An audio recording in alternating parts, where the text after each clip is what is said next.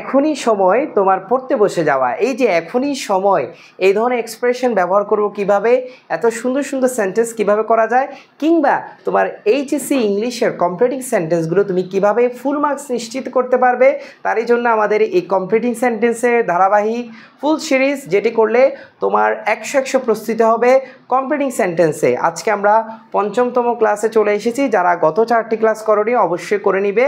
আমাদের এই ভিডিও ডেসক্রিপশনে সবগুলো ক্লাসের লিঙ্ক দেওয়া আছে। চলো আজকে আমরা চলে যাই আমরা 5ম ক্লাসে। আজকে যেটা শুরু করব একদম সহজ কিছু বিষয়। It is time or it is high time, এর বাংলা অর্থ কি আমরা আগে এটা একটু জেনে আসি। এখনই সময়, এখনই সময় বা এখনই উপযুক্ত সময়, যে কোনো একটা বললে হবে। এখনই সময় বা এখনই উপযুক্ত সময় কোনো একটা কিছু করা, তার মানে এই অর্থে আমরা it is time or it is high time ব্যবহার করব। ভাইয়া তোমার প্রশ্নে কমপ্লিটিং সেন্টেন্সে তুমি যদি it is time or it is high time দেখতে পাও, এই প্রশ্নটা তুমি দুইভাবে সমাধান করতে পারবে। আমি আবারও বলছি, দুইভাবে সমাধান করা যায়। আমরা একভাবে দেখছি it is time or it is high টাইমের পর তুমি চাইলে একটা টু এনে বারবার প্রেজেন্ট ফর্ম অর্থাৎ বারবার বেস ফর্ম ইউজ করতে পারো। এক কথায় আমি বলতে পারি ইট ইজ টাইমের পর V1 ব্যবহার করবা। V1 ইট ইজ টাইমের পর, ইট ইজ হাই টাইমের পর 2 + V1। আর এই পাশে আমি আরেকভাবে দেখতে পাচ্ছি তুমি সাবজেক্ট এনও ব্যবহার করতে পারবে, সেক্ষেত্রে V2 ব্যবহার করতে হবে, অর্থাৎ পাস্ট ইনডিফিনিট টেন্স। ভাই আবারও বলি আমরা মুখে মুখে, it is time or it is high time থাকলে দুইভাবে সেন্টেন্সটি কমপ্লিট করা যায়।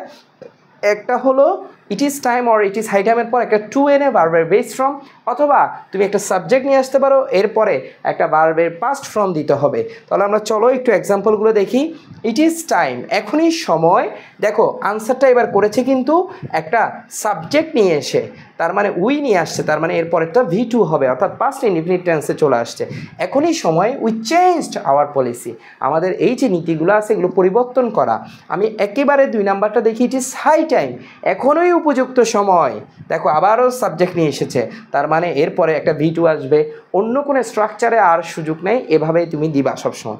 তাহলে it is high time they helped the flood affected people, তারা এখনই উপযুক্ত সময়, তারা কাদেরকে, এই যে ফ্লাড এফেক্টেড যারা মানুষ আছে তাদেরকে কি করবে, সাহায্য করা উচিত। দেখো শেষ নাম্বারে আমরা দেখতে পাচ্ছি ইট ইজ হাই টাইম, এখনই উপযুক্ত সময়। এখানে কিন্তু ভাইয়া সাবজেক্ট দিয়ে শুরু করে নাই, এখানে কিন্তু ভাইয়া টু দিয়ে শুরু করেছে, এই জন্য বারবার বেস ফ্রম অর্থাৎ V1 দিয়েছে। তো অর্থাৎ it is high time to change our food habit, আমাদের খাদ্য অভ্যাসে পরিবর্তন করা। একটা জিনিস তোমাদেরকে বলে রাখি, আমাদের মধ্যে একটা কনফিউশন আছে, আমরা এই জায়গায় একটু ভুল করি। আমি একটু এই জায়গাটায় লিখি প্রশ্নটা। প্রশ্ন যদি কখনো এমন থাকে ইট ইজ টাইম টু, এখানে আনসার লিখতে বসছে, এখানে টু দেওয়া আছে, তুমি চাইলেও আর এই অপশনে যেতে পারবে না, তোমাকে এই আনসারটাই লিখতে হবে, অর্থাৎ বারবার বেস ফর্ম দিয়ে তোমাকে শেষ করতে হবে। কিন্তু ভাই আবার প্রশ্ন অনেক সময় এমনও থাকতে পারে ইট ইজ টাইম উই, তখন তুমি বুঝে গেছো তোমাকে সাবজেক্ট দিয়ে দিছে, তাইলে তোমাকে এখানে যেমন টু দিয়ে দিছে, এখানে সাবজেক্ট দিয়ে দিছে প্রশ্নেই, তাহলে তোমাকে বারবার পাস্ট ফর্ম অর্থাৎ V2 দিয়ে করতে হবে। ঠিক আছে, আশা করি বুঝতে পেরেছো। আমরা এবার পরবর্তী যেটা আছে বোর্ড প্রশ্নগুলো একবার দেখে নিতে পারো, এগুলো আগের সালের 24-23 এগুলো আমাদের প্লেলিস্ট করে দেওয়া আছে, দেখো স্ক্রিনশট নিয়ে নিতে পারো, আনসার সহ আছে। এবার আসো আনলেস, ভাইয়া আনলেসে আসার আগে আমি তোমাদেরকে একটু ল্যাস্টটা পড়াই দিই। ল্যাস্টটা খুব সহজ, এটা একবার পড়াই দিই। দেখো ল্যাস্ট থাকলে এটার মিনিংটা আসলে কী বোঝায়, ল্যাস্ট এর মিনিং কী বোঝায়, এটার মিনিং যাতে না বা এই ভয়ে যে, এই দুইটা এক্সপ্রেশন অর্থাৎ ল্যাস্টের মিনিং হিসেবে আমরা দুইটা এক্সপ্রেশনে বলতে পারি।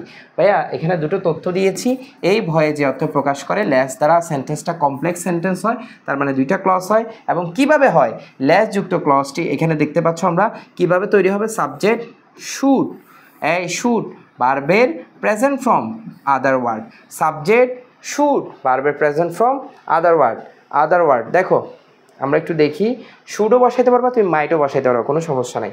দেখো দ্য স্টুডেন্টস ওয়াক ফাস্টার, এই যে এটা প্রিন্সিপাল ক্লজ, এই পাশে আমরা দেখতে পাচ্ছি সাবঅর্ডিনেট ক্লজ আছে।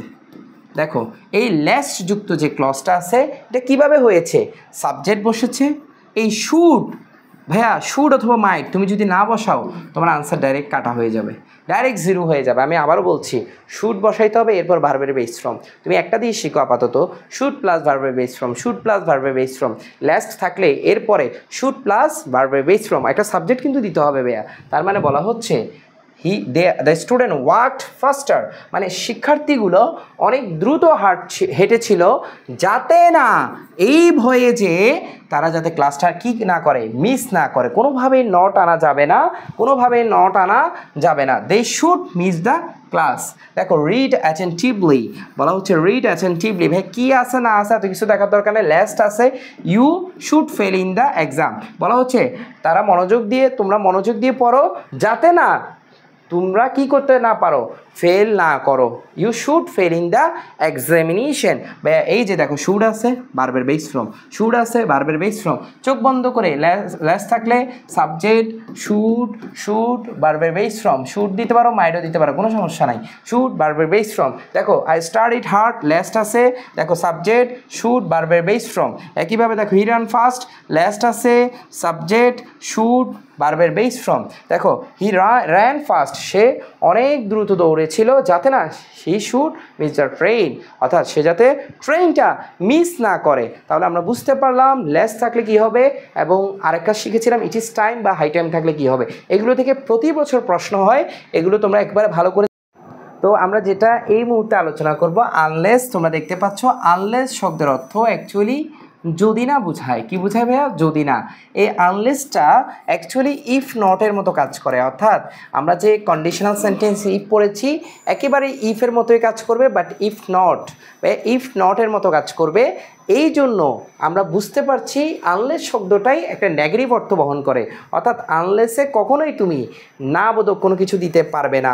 এই জন্য দেখো আনলেস যুক্ত ক্লজটা আমরা যদি প্রেজেন্ট ইনডিফিনিট টেন্স ইউজ করি, অপর প্রান্তে যে ক্লজটা থাকবে সেখানে আমরা ইউজ করব সাবজেক্ট, উইল, ক্যান এবং ভার্বের প্রেজেন্ট ফর্ম। এখানে দেখো উইল ক্যানের পর একটা কিন্তু অবশ্যই নট হবে, উইল ক্যানের পর অবশ্যই একটা নট হবে। আবার একইভাবে আনলেস যুক্ত ক্লজটা যদি পাস্ট ইনডিফিনিট টেন্স হয়, একইভাবে এই পাশে হবে উড, কুড, একটা নট হয়ে ভার্বের প্রেজেন্ট ফর্ম হবে। নট কি সবসময় ব্যবহৃত হয় না, তবে 99% ক্ষেত্রে তুমি সেন্টেন্সটাকে সুন্দরভাবে মেক করার জন্য একটা নট ইউজ করবা। কি ইউজ করবা? নট ইউজ করবা। তাহলে দেখো আমরা আনলেস যুক্ত সেন্টেন্সটা, তোমরা আবার কনফিউজড হয়ে যাবে, নট ইউজ করতে মানা করছেন। আমি মানা করেছি তোমাকে, অবশ্যই করেছি, বাট সেটা হলো যে আনলেসের সাথে যে ক্লজটা আছে এই জায়গায় আমি নট ইউজ করতে নিষেধ করেছি। কিন্তু এই পাশে তুমি নট ইউজ করলে বাক্যটাকে আরও সুন্দরভাবে উপস্থাপন করা যাচ্ছে। কিন্তু তোমাকে উইল ক্যান মাস্ট ইউজ করতে হবে। তাহলে আমার সাথে একবার রিপিট করো ভাইয়া, আনলেস যুক্ত প্রেজেন্ট ইনডিফিনিট হলে এই পাশে উইল ক্যান নট ভার্বের প্রেজেন্ট ফর্ম। আনলেস যুক্ত সেন্টেন্সটা পাস্ট ইনডিফিনিট টেন্স হলে এই পাশে উড, কুড, নট ভার্বের প্রেজেন্ট ফর্ম। ভাই একটু এক্সাম্পল দিয়ে বুঝাই দেন। এক্সাম্পল দিয়ে যদি আমি তোমাদেরকে একটু বুঝাই, এই জায়গাটায় লক্ষ্য করো, আনলেস ইউ ওয়ার্ক হার্ড, যদি না তুমি কঠোর পরিশ্রম করো। আনলেস মানে ইফ নট, মানে যদি না তুমি কঠোর পরিশ্রম করো। এই জায়গায় তুমি এক্সট্রা করে কোনো নট আনার সুযোগ নাই। এই পাশে আমি এনেছি, যদি না তুমি কঠোর পরিশ্রম করো, you cannot shine in life, তুমি জীবনে উন্নতি করতে পারবে না। তাহলে ক্যান কেন আসছে? এই জায়গায় প্রেজেন্ট ইনডিফিনিট আছে, V1 আছে। ভাইয়া দে স্টাডিড, আনলেস দে স্টাডিড, এটা কিন্তু V2 পাস্ট ইনডিফিনিট টেন্সে আছে। তাহলে বলতে পারি যদি না তারা পড়াশোনা করে, they could not get A plus, তারা কি পাবে না? তারা এ প্লাস পাবে না। যদি না তারা পড়াশোনা না করে থাকে, তারা এ প্লাস কিন্তু পাবে না। এই অর্থে ব্যবহৃত হয়েছে। দেখো আনলেস ইউ আর ইউনাইটেড, দেখো এখানেও কিন্তু প্রেজেন্টে আছে, এই জন্য এখানে উইল নট প্রসপার। দেখো এখানে এই জায়গাটা একটু লক্ষ্য করো, এই জায়গাটা একটু লক্ষ্য করো। এখন কিন্তু তোমাকে আনলেস যুক্ত ক্লজটা তোমাকে আন্ডারলাইন রেখেছে। তাহলে আনলেস যুক্ত ক্লজে কিন্তু কখনোই নেগেটিভ হয় না, কখনোই নট বসার সুযোগ নাই। কিন্তু এই পাশে যেটা দেওয়া আছে এখানে এখন নেগেটিভ আছে, কারণ এবার তোমাকে স্বাধীন যে ক্লজটা আছে, প্রিন্সিপাল ক্লজ, এটা এই পাশে নিয়ে এসেছে। You cannot find others to love you unless you love them, যদি তুমি তাদেরকে ভালো না বাসো, তারাও তোমাকে ভালোবাসবে না। আশা করি বুঝতে পেরেছো। এরই মাধ্যমে আমাদের আজকের ক্লাস শেষ হতে চলেছে। আগামী পর্ব দেখার জন্য আমন্ত্রণ রইল। তোমাদের সবাইকে ধন্যবাদ জানিয়ে, স্বাগত জানিয়ে আমাদের আজকের ক্লাস শেষ করছি। আসসালামু আলাইকুম।